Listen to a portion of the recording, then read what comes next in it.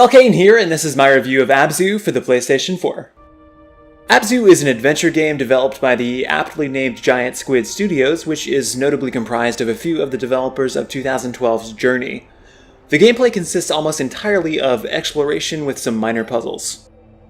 The environments are absolutely gorgeous throughout the course of the game. It only lasts about 2 hours, but almost every frame of gameplay is complete eye candy. The fact that there is no dialogue or text really makes the visual details stand out. I don't spend a lot of time in most games simply gawking at the environment, but Abzû made it extremely enjoyable to do so.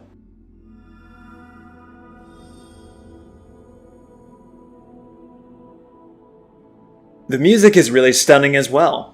Orchestral music can sometimes feel a bit too bombastic or overblown, but Abzû's score is always appropriate, whether it burbles softly in the background or soars majestically during the most climactic moments of the game.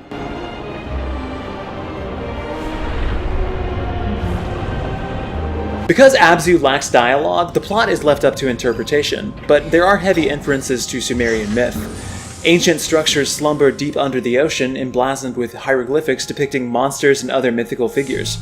Interspersed with these structures are much more futuristic pyramidal buildings lit from within with an ominous red glow, which actually reminded me a lot of the recent Horizon Zero Dawn.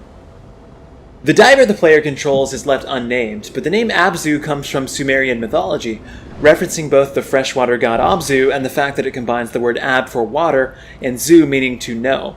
The developers translate this as Ocean of Wisdom. Abzû is populated with thousands upon thousands of real-world sea creatures, from dense schools of angelfish and imposing giant squid to awe-inspiring sperm whales.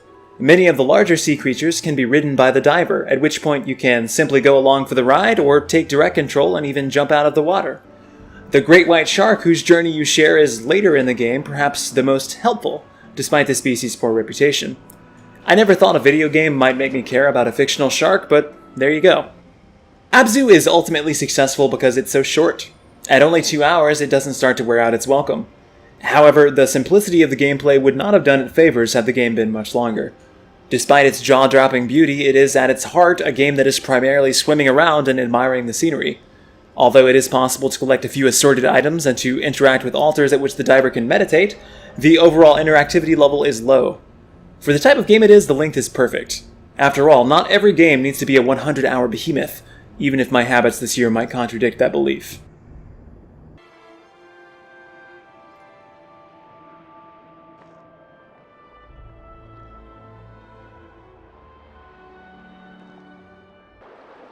Blah.